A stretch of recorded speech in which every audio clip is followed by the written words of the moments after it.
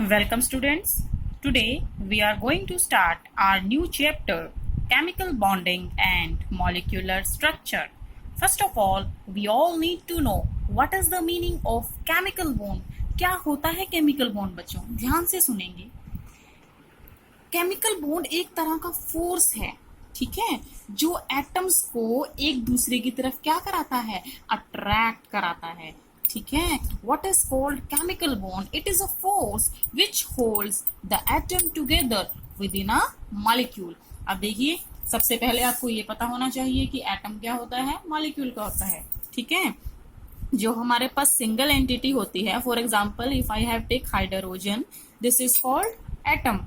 Okay, but if I will take example of HCl molecule, HCl क्या होता है, hydrochloric acid. जो hydrochloric acid है बच्चों, इसमें कितने एटम है, 2 एटम है. First atom is hydrogen and the second atom is chlorine, ठीक है. तो मोलिक्यूल जो होते हैं वो कम से कम 2 या 2 से ज्यादा एटम से मिलकर बनते हैं, ठीक है. अब H और Cl दोनों के बीच में क्या है, एक बॉन्ड है. बॉन्ड को हम किससे दिखाते हैं, एक लाइन से दिखाते हैं, ठीक है. तो क्या होता है बॉन्ड? बॉन्ड एक तरह का फोर्स ऑफ अट्रैक्शन है जो कि एटम्स को क्या करके रखता है, बाउंड करके रखता है, जोड़ के रखता है. Get it?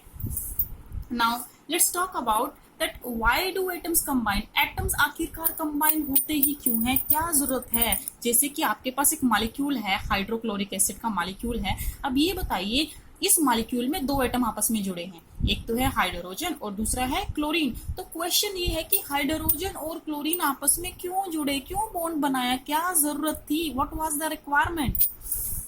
So for explaining the answer to this question we will talk about electronic theory of valency. देखिए क्या होती है electronic theory of valency. Electronic word से आपको इतना तो हिंट मिल गया होगा कि हम किसके बारे में बात करेंगे, इलेक्ट्रॉन्स की. और कौन से इलेक्ट्रॉन की, वो इलेक्ट्रॉन जो एटम्स के वैलेंस शेल में प्रेजेंट है, ठीक है. अब यहां पर बताया गया है बच्चों, जितने भी हमारे पास एलिमेंट्स हैं, ऑल एलिमेंट्स, टोटल कितने एलिमेंट्स हैं हमारे पास, 118, ठीक है, एक्सेप्ट नोबल गैसेस. आप नोबल गैसेस को कंसीडर नहीं करेंगे, ठीक है.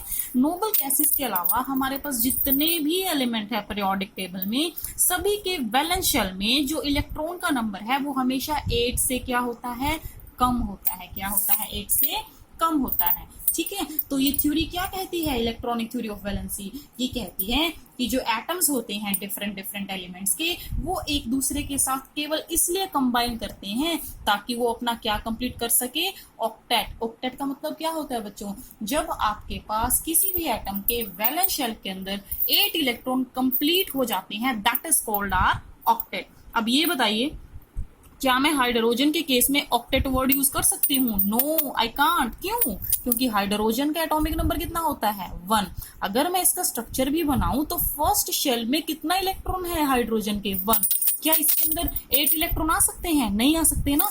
हाइड्रोजन के फर्स्ट शेल में मैक्सिमम कितने इलेक्ट्रॉन आ सकते हैं, 2 इलेक्ट्रॉन आ सकते हैं. तो हाइड्रोजन के केस में मैं किसकी बात करूंगी, डुप्लेट. डुप्लेट का मतलब क्या होता है बच्चों, 2 इलेक्ट्रॉन. Get it? और किस किस केस में होता है डुप्लेट का, हाइड्रोजन के केस में बात करते हैं हम, लिथियम और बेरिलियम के केस में. Get it? Next is how do atom combine. अब पहला क्वेश्चन तो क्या था कि एटम कंबाइन क्यों करते हैं, इसका आंसर हमें मिल गया कि एटम इसलिए कंबाइन करते हैं ताकि वो अपना ऑक्टेट कंप्लीट कर सके, अपने वैलेंस शेल में 8 इलेक्ट्रॉन्स को कंप्लीट कर सके. अब नेक्स्ट क्वेश्चन है कि कंबाइन कैसे करते हैं, कैसे जुड़ते हैं अलग अलग एटम आपस में, ठीक है.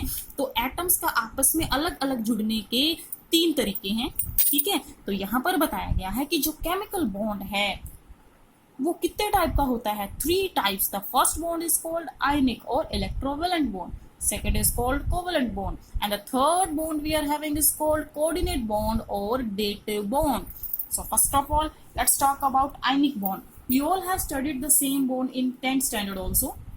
देखिए, आपको नाम से जरूर कुछ हिंट मिलेगा. आयनिक बॉन्ड, ऐसा बॉन्ड जो किसके बीच में बनता है, आयंस के बीच में. अब देखिए आयंस क्या होते हैं, जब हमारे पास डिफरेंट डिफरेंट एटम्स होते हैं और उन एटम्स के ऊपर या तो पॉजिटिव चार्ज हो या नेगेटिव चार्ज हो, ठीक है. ऐसे एटम्स जिनके ऊपर या तो पॉजिटिव चार्ज हो या नेगेटिव चार्ज हो, उनको हम क्या बोलते हैं, आयंस. क्या बोलते हैं, आयंस. केमिस्ट्री में हमारे पास 2 तरह के आयंस होते हैं, कटायन एंड एनायन. कटायन के ऊपर हमेशा कैसा चार्ज होता है, पॉजिटिव, और अनायन के ऊपर हमेशा कैसा चार्ज होता है बच्चों, नेगेटिव चार्ज होता है। ठीक है, so let's talk about the definition of ionic bond. Ionic bond क्या होता है, एक ऐसा बॉन्ड जो कब बनता है, जब इलेक्ट्रॉन का कंप्लीट ट्रांसफर होता है। कंप्लीट ट्रांसफर का मतलब क्या है कि एक एटम एक्चुअल में अपना इलेक्ट्रॉन दूसरे एटम को ट्रांसफर करेगा। ठीक है, क्या होता है आयनिक बॉन्ड, ऐसा बॉन्ड जो कब बनता है, जब इलेक्ट्रॉन का कंप्लीट ट्रांसफर होता है। और जरूरी नहीं है कि केवल एक इलेक्ट्रॉन ट्रांसफर हो, 2 इलेक्ट्रॉन भी ट्रांसफर हो सकते हैं। ठीक है, नेक्स्ट कंडीशन जो बहुत इंपॉर्टेंट है, देखिए आयनिक बॉन्ड के बारे में आपको 2 छोटी छोटी बातें ध्यान रखनी है। फर्स्ट पॉइंट इज कि आयनिक बॉन्ड बनाने के लिए कंप्लीट ट्रांसफर ऑफ इलेक्ट्रॉन होना चाहिए। And the second point is कि जो आयनिक बॉन्ड है वो हमेशा डिफरेंट एटम्स के बीच में बनता है। Dissimilar means different atom, get it. Let's have examples of ionic bond. First of all will talk about formation of NaCl। NaCl किसका फॉर्मूला होता है बच्चों, सोडियम क्लोराइड का। और आप सभी ने 10th स्टैंडर्ड में पढ़ा है that what is called brine solution. NaCl को पानी में डिसॉल्व कर देंगे तो क्या बन जाता है, ब्राइन सॉल्यूशन बन जाता है। ठीक है, तो सबसे पहले मैंने लेफ्ट हैंड साइड पर क्या लिखा है, sodium atom, and then I have written here chlorine atom. Sodium का एटॉमिक नंबर कितना होता है बच्चों, you all know 11। And what about the atomic number of chlorine, chlorine का एटॉमिक नंबर कितना होता है, 17। ठीक है, अब मैंने सोडियम और क्लोरीन दोनों की इलेक्ट्रॉनिक कॉन्फ़िगरेशन लिखी है। पहले शेल में सोडियम में कितने आएंगे, 2, and then next shell 8, and in the last shell in case of sodium I am having 1 electron. In case of chlorine, I am having total 17 electron. In first shell, I am having 2. In the second shell, I have 18. And in the last shell, I am having 7.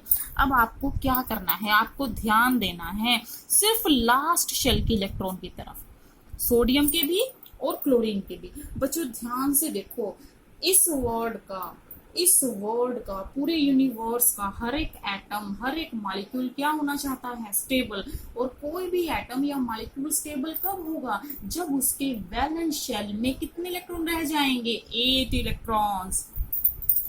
अगर sodium सिर्फ और सिर्फ 1 electron को donate कर दे तो उसके valence shell में कितने इलेक्ट्रॉन रह जाएंगे बच्चों, 8 इलेक्ट्रॉन। और ये एटम क्या हो जाएगा आपका, पूरी तरह से स्टेबल हो जाएगा। क्या हो जाएगा, स्टेबल। सिमिलरली अगर आप क्लोरीन की तरफ देखें, क्लोरीन के वैलेंस शेल में कितने इलेक्ट्रॉन हैं, 7। इसको सिर्फ और सिर्फ कितने इलेक्ट्रॉन की जरूरत है स्टेबल होने के लिए, it require just a single electron.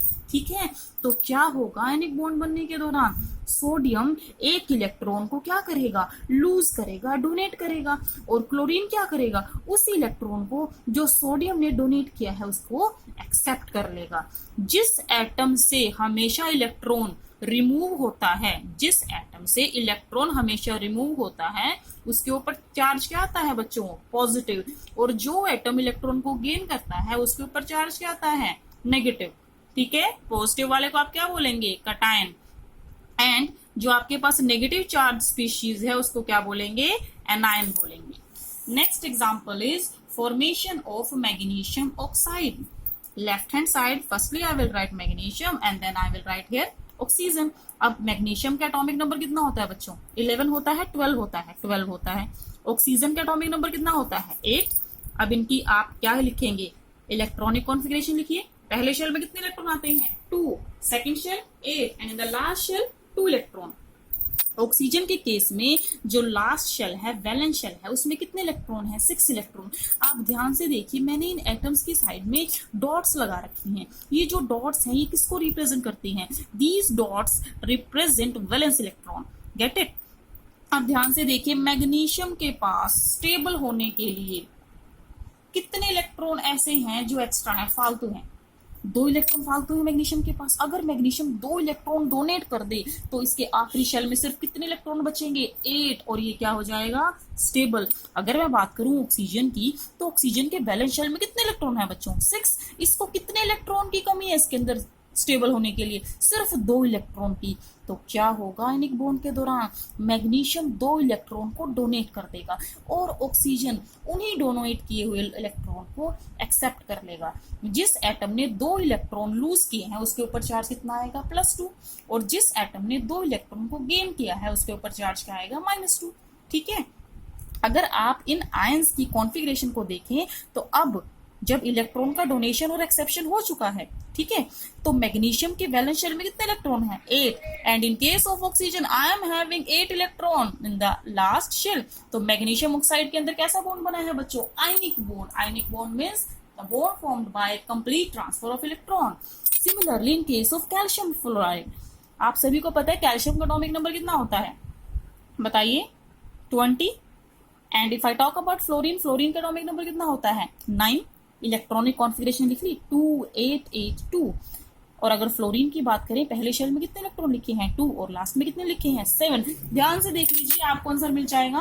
Calcium के पास कितने एक्स्ट्रा इलेक्ट्रॉन हैं? 2। एक फ्लोरीन को कितने इलेक्ट्रॉन की जरूरत है स्टेबल होने के लिए? सिर्फ 1 इलेक्ट्रॉन की। तो भाई कैल्शियम तो कितने इलेक्ट्रॉन डोनेट करेगा? उसका तो काम है 2 इलेक्ट्रॉन डोनेट करना, उसने कर दिए, कैल्शियम 2 पॉजिटिव बन गया। पर बेटा आपके दिमाग में क्वेश्चन होगा कि मैम यहाँ पर आपने 2 फ्लोरीन एटम क्यों लिए? एक से भी तो काम चल सकता था, एक से काम नहीं चल सकता था। क्यों नहीं चल सकता था? क्योंकि कैल्शियम तो कितने इलेक्ट्रॉन डोनेट करेगा? 2। तो इसके ऊपर चार्ज कितना आएगा? +2। एक फ्लोरीन एटम के अंदर सिर्फ कितने इलेक्ट्रॉन की कमी है? सिर्फ 1 इलेक्ट्रॉन की। कैल्शियम ने 2 इलेक्ट्रॉन दान में दे दिए। एक एटम फ्लोरीन ने 1 इलेक्ट्रॉन को एक्सेप्ट कर लिया। अब जो दूसरा इलेक्ट्रॉन बचा पड़ा है उसका क्या होगा? आपको इस बात का स्पेशल ध्यान रखना है कि जो आयनिक कंपाउंड होते हैं वो इस तरीके से बनाए जाते हैं कि उनके अंदर जितना पॉजिटिव चार्ज होता है टोटल, उतना ही क्या होता है? Negative charge. यहाँ पर मैंने 2 फ्लोरीन इसलिए लिए हैं ताकि मेरे पास फ्लोरीन ने जो 2 इलेक्ट्रॉन दान में दिए हैं, जो डोनेट किए हैं, उनको ये 2 फ्लोरीन एटम एक्सेप्ट कर सके। एक फ्लोरीन पर चार्ज कितना है? -1। तो 2 फ्लोरीन पर कितना हो जाएगा? -2। ध्यान से देखेंगे, एक कैल्शियम पर चार्ज कितना है? +2। ठीक है, एक फ्लोरीन पर कितना होता है? -1। तो 2 पर कितना हो जाएगा? -2। याद रखेंगे इस बात को कि जितने भी आयनिक कंपाउंड होते हैं उनके अंदर पॉजिटिव चार्ज हमेशा किसके इक्वल होता है? नेगेटिव चार्ज के इक्वल। ओके स्टूडेंट्स, इसके अलावा आपके पास और भी एग्जांपल्स हैं, आप इनको भी स्टडी कर सकते हैं।